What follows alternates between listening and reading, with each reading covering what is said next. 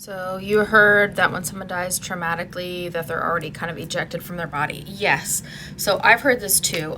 This is actually a common theme in all of the Dolores Cannon books that I've read, and several other sources too. So it's not just that. But the interesting thing about Dolores Cannon is she's a regressive hypnotherapist. So she's not like a medium or channel or anything like that.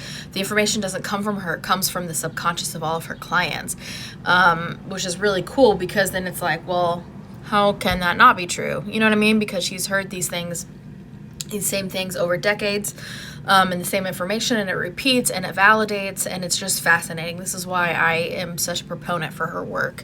It's amazing the things that she's been able to teach us by doing this. I'm so grateful for it.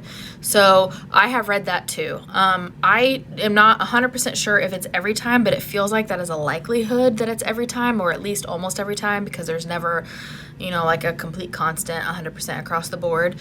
But I've read dozens of instances where when people die a traumatic death, it's like, mangled in a car wreck, or they are burned to death, or the super traumatic, really terrible drowning, things like that, that their soul ejects from their body before the super traumatic, super painful, super terrible parts happen, so they don't have to experience it. So just their body is there, right?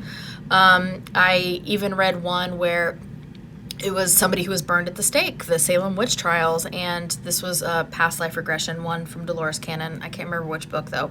And the lady did a past life regression because she was terrified of fire and being judged by people, and to the point where it was completely debilitating to her life, and she couldn't figure out why. So she got regressed, and she was a Salem witch that was being on trial for, witchery. I don't know how they worded it. I wasn't there. I don't know.